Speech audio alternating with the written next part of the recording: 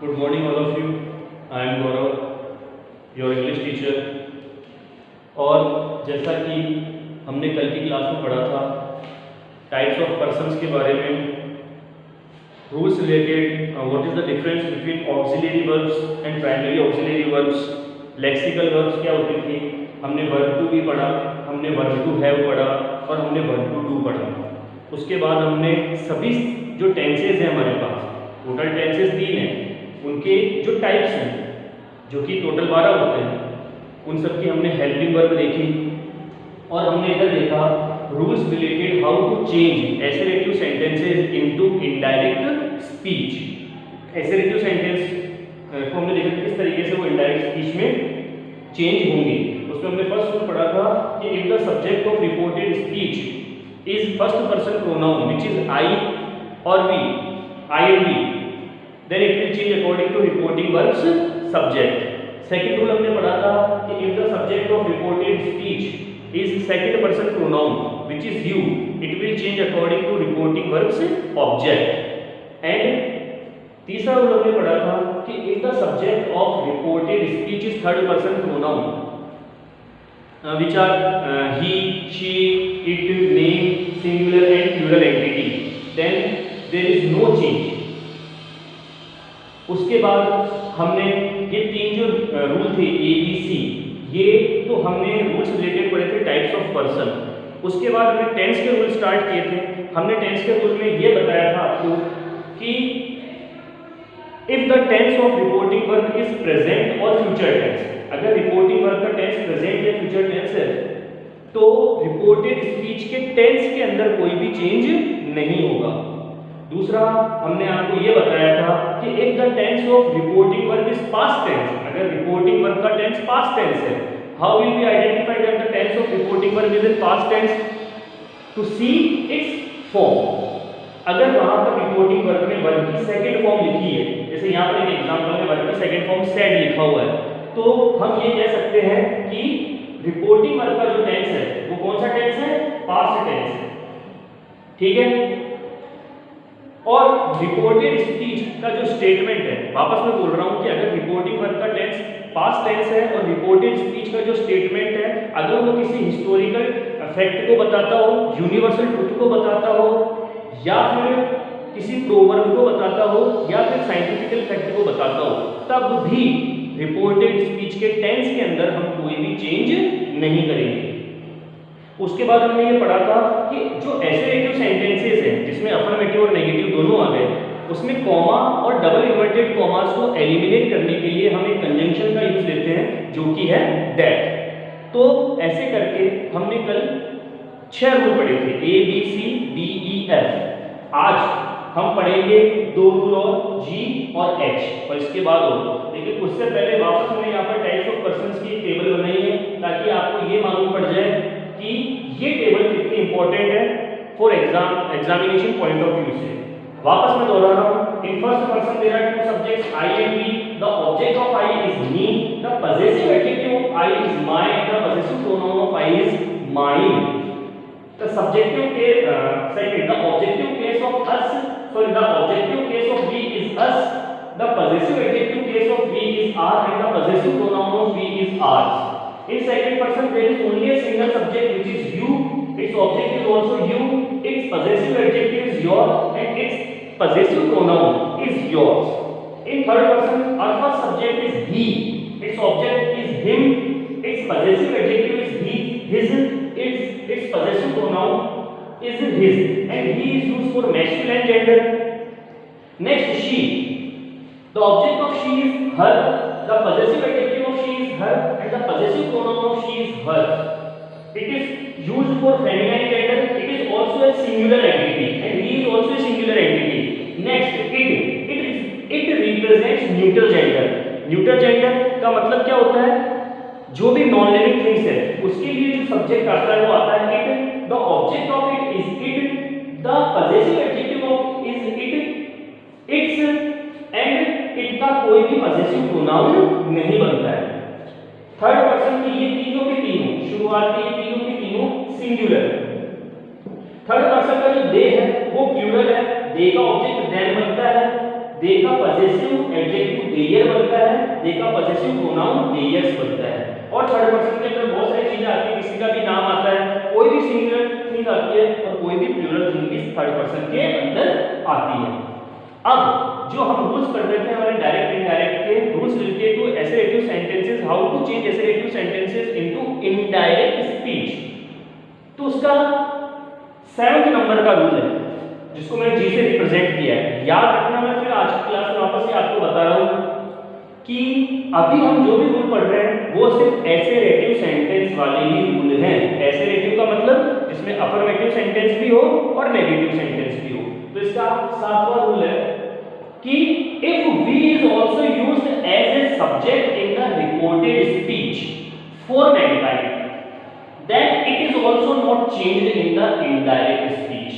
देखो ये क्या बोल रहा है कि अगर रिपोर्टेड स्पीच का सब्जेक्ट वी है, जो मैंने यहां पर लिखा हुआ है, अगर रिपोर्टेड स्पीच का सब्जेक्ट वी है और ये जो वी जो सब्जेक्ट है वो रिपोर्टेड स्पीच के स्टेटमेंट को एज ए मैनकाइंड शो कर रहा है। मैनकाइंड शो करने का मतलब क्या हुआ कि अगर रिपोर्टेड स्पीच का सब्जेक्ट वी है और वी का मतलब वहां पर संपूर्ण मानव जाति से है, संपूर्ण मानव जाति से है। मैनकाइंड का मतलब क्या होता है? मानव जाति।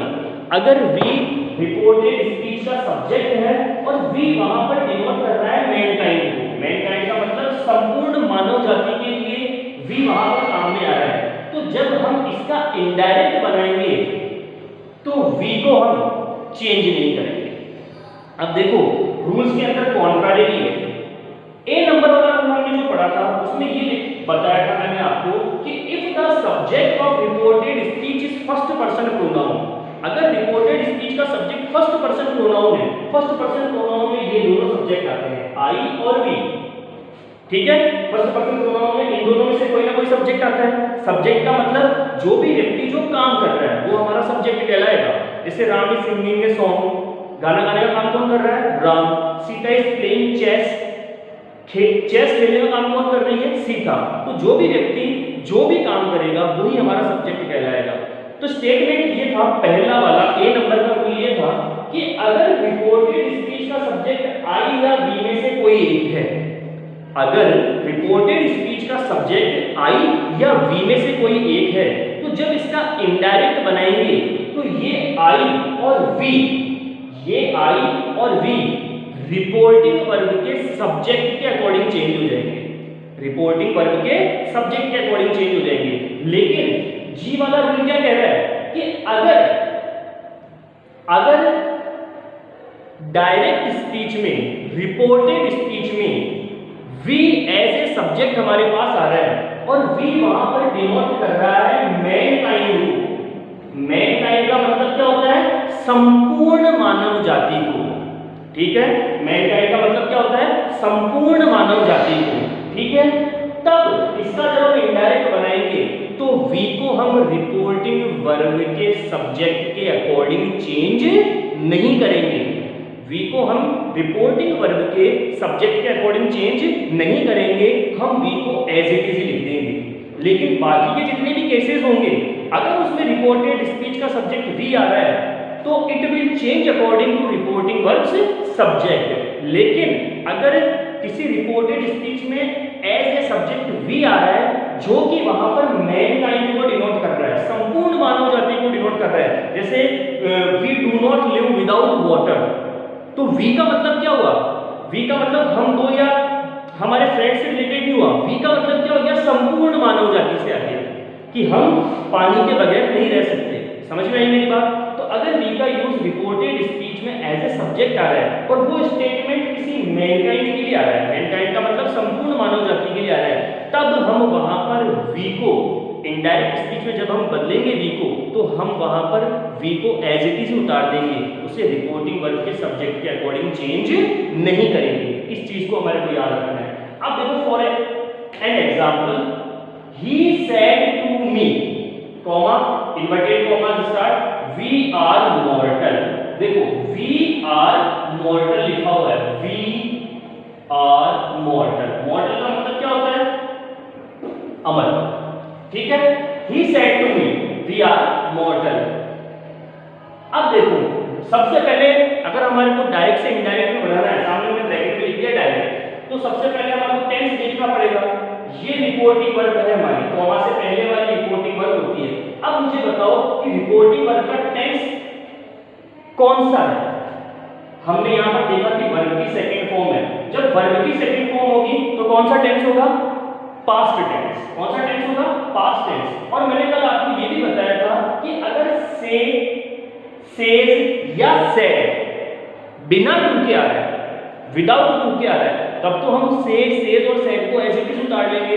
लेकिन अगर से, सेज और सेड के साथ में टू आ रहा है, जैसे से टू, सेज टू और सेड टू, तो it will change according to say to becomes tell, says to becomes tells and said to becomes told. Said to किसमें चेंज होगा? टोल्ड में। ये एसेरेटिव वाले सेंटेंस के रूल है, वापस मैं बता रहा हूं आपको, ठीक है। तो सेड टू किसमें चेंज हो गया? टोल्ड में। तो ही said to becomes told me. Comma और इन्वर्टेड कॉमा किससे हटेंगे? कल ही बता दिया था, दैट से। अब the subject of reported speech, ये हमारा रिपोर्टेड स्पीच है, सब्जेक्ट क्या है हमारे पास? वी। और मैंने अभी जस्ट आपको बताया कि अगर वी रिपोर्टेड स्पीच का सब्जेक्ट है और पूरा स्टेटमेंट रिपोर्टेड स्पीच का मैनकाइंड को शो कर रहा है, किसी मानव जाति को शो कर रहा है, तो हम वी को रिपोर्टिंग वर्ब के सब्जेक्ट के अकॉर्डिंग चेंज नहीं करेंगे, हम वी को एज इट इज उतार देंगे। हमने वो कहा क्या? He told me that we are mortal, हम अमर, ठीक है। वी आर मॉर्टल एक यूनिवर्सल ट्रुथ भी है, वी आर मॉर्टल। अब आप ये बोलोगे कि सर आपने यहाँ पर टेंस चेंज क्यों नहीं किया? तो अब आप स्टेटमेंट को बोलो वी आर मॉर्टल, हम अमर हैं। तो ये एक यूनिवर्सल ट्रुथ है। नाशवान, ठीक है, नाशवान, ठीक है। He said to me we are मॉर्टल।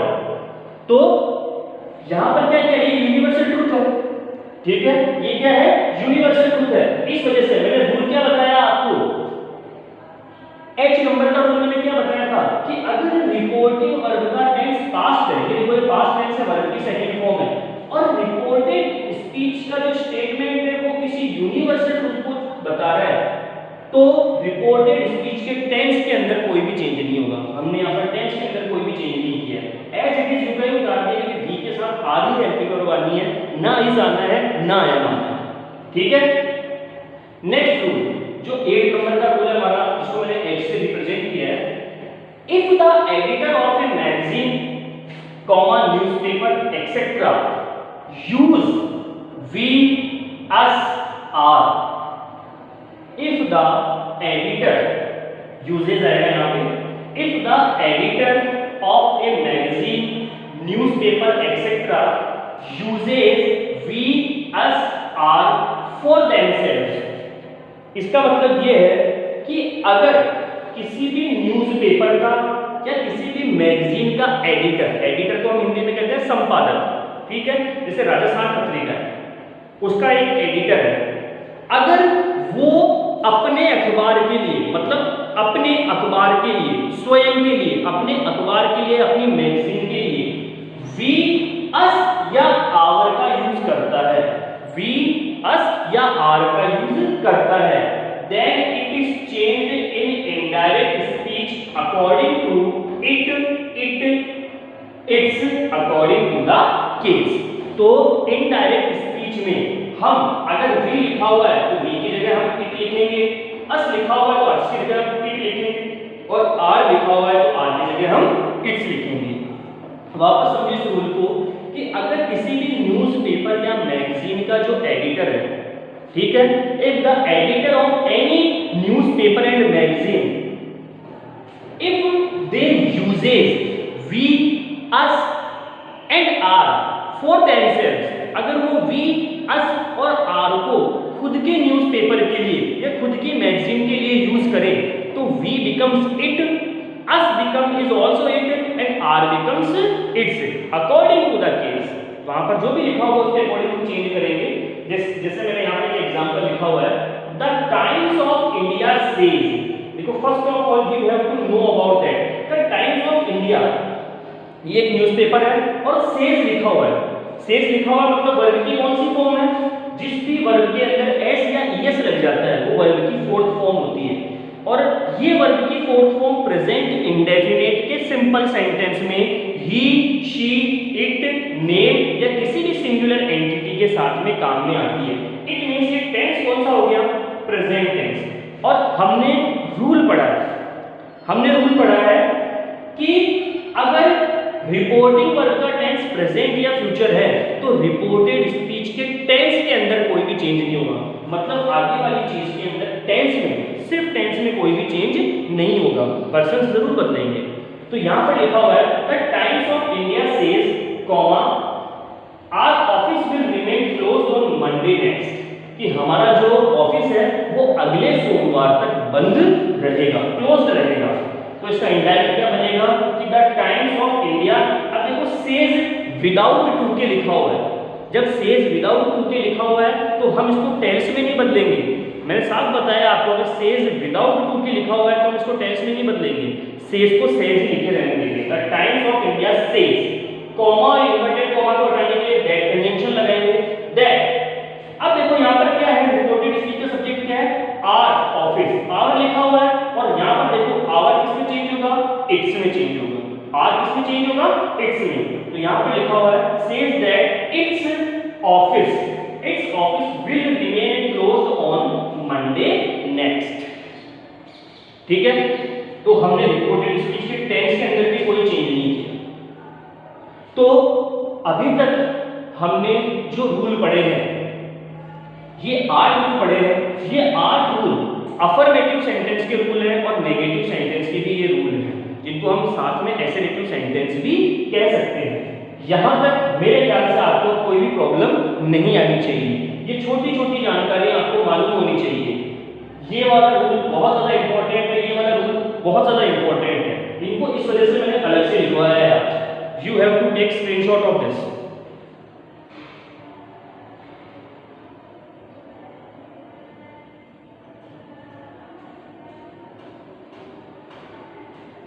Now अब हम आगे बढ़ते हैं। कुछ अब जो रूल्स हैं वो रिलेटेड है टेंस से रिलेटेड। अब जो रूल्स हैं वो रिलेटेड है टेंस से रिलेटेड। ठीक है,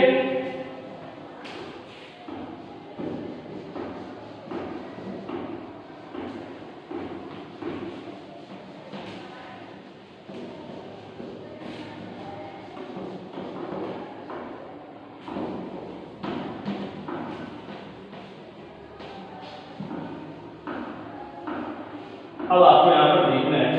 अब जो भी बात मैं बोलूंगा वो रिपोर्टेड स्पीच के लिए बोलूंगा। रिपोर्टेड स्पीच कौन सा होगा? Between double inverted commas. ठीक है, बिटवीन डबल इन्वर्टेड कॉमास के अब मैं आपको हर एक रूल बोलूंगा कि अब समझो कि अगर रिपोर्टेड स्पीच का डायरेक्ट स्टेटमेंट, आगे वाला रूल है एच के बाद आई वाला रूल है। और चलो इस रूल को लिखने से पहले आप ये समझो कि कौन कौन से वो टेंस हैं जिनका हम इनडायरेक्ट स्पीच बना सकते हैं, जिनकी इनडायरेक्ट स्पीच बन सकती है, और उसी के अकॉर्डिंग रिपोर्टेड स्पीच भी चेंज हो जाएगा। देखो आई वाला रूल ये कहता है कि अगर रिपोर्टेड स्पीच का टेंस प्रेजेंट इंडेफिनिट का है, अगर रिपोर्टेड स्पीच का टेंस प्रेजेंट इंडेफिनिट का है तो उसका जब हम इनडायरेक्ट बनाएंगे तो वो चेंज होगा पास्ट इंडेफिनिट। वो किसमें चेंज होगा? पास्ट इंडेफिनिट में। अब प्रेजेंट इंडेफिनिट में क्या क्या होता है कि या तो सिर्फ वर्ब की फर्स्ट फॉर्म आती है, या वर्ब की फर्स्ट फॉर्म के साथ एस या ईएस लगा हुआ होता है। ठीक है, या तो वर्ब की फर्स्ट फॉर्म आएगी, या वर्ब की फर्स्ट फॉर्म के साथ एस या एस लगा हुआ होगा, या डू और डज के साथ में वर्ब की फर्स्ट फॉर्म आएगी। ठीक है, वो चेंज किसमें होगा? या तो वर्ब की सेकंड फॉर्म में चेंज होगा, या did plus first form of the verb में वो चेंज होगा। जे वाला रूल, अगर रिपोर्टेड स्पीच का टेंस प्रेजेंट कंटीन्यूअस है चेंज होगा पास्ट कंटिन्यूअस में। अब प्रेजेंट कंटिन्यूअस में कौन कौन सी हेल्पिंग वर्ब होती है? इज, एम, आर, और इनके साथ में क्या होता है? वर्ब की फोर्थ फॉर्म। फोर्थ फॉर्म का मतलब जिस भी वर्ब में आईएनजी हो जाता है वो वर्ब की फोर्थ फॉर्म हो जाती है। ये चेंज किसमें होंगे? वॉज वर्ब, या तो वॉज वर्ब और वर्ब की फोर्थ फॉर्म में। के नंबर वाला होगा, अगर रिपोर्टेड स्पीच का टेंस प्रेजेंट परफेक्ट है तो ये चेंज होगा पास्ट परफेक्ट में। और पास्ट परफेक्ट, प्रेजेंट परफेक्ट में कौन कौन सी हेल्पिंग वर्ब होती है? हैज और हैव, और इनके साथ आती है third form of the verb. It will change according to had plus third form of the verb. Next, अगर रिपोर्टेड स्पीच का जो टेंस है वो प्रेजेंट परफेक्ट कंटीन्यूअस टेंस है तो वो चेंज होगा पास्ट परफेक्ट कंटीन्यूअस टेंस में। प्रेजेंट परफेक्ट कंटीन्यूअस में कौन कौन सी हेल्पिंग वर्ब काम में आती है? हैज बीन और हैव बीन, और इनके साथ आती है fourth form of the verb. Fourth form of the verb का मतलब क्या होता है कि जिस भी वर्ब के अंदर क्या जुड़ी हुई हो? आईएनजी जुड़ा हुआ हो। ये चेंज किसमें होता है? Had been plus fourth form of the verb. ठीक है, आज के लिए हम इतना ही पढ़ेंगे। आपको जितने भी अभी तक रूल्स लिखवाए वो सब आपको आपकी नोटबुक में लिखना है। दिस इज योर होमवर्क, क्योंकि आप स्क्रीनशॉट ले रहे हो तो आपको उनको नोटबुक में भी लिखना है। यहां तक कि आपको लिखने ही है एल तक के। वापस मैं आपको ये वाली चीज बता देता हूं कि if the tense reported speech की बात कर रहा हूं मैं, if the tense of reported speech is in present tense, indirect speech it will change according to past indefinite tense. अगर रिपोर्टेड स्पीच का टेंस प्रेजेंट कंटीन्यूअस का है तो इनडायरेक्ट जब बनेगा तो पास्ट कंटीन्यूअस में बनेगा। अगर रिपोर्टेड स्पीच का जो टेंस है वो प्रेजेंट परफेक्ट का है तो उसका जब इनडायरेक्ट बनेगा वो पास्ट परफेक्ट में बनेगा। अगर रिपोर्टेड स्पीच का जो टेंस है वो प्रेजेंट परफेक्ट कंटीन्यूअस का है तो जब उसका इनडायरेक्ट बनेगा वो पास्ट परफेक्ट कंटीन्यूअस में बनेगा। आज के लिए हम सिर्फ इतना ही पढ़ेंगे, आपको ये सब लिखना ही है। ठीक है, थैंक्स।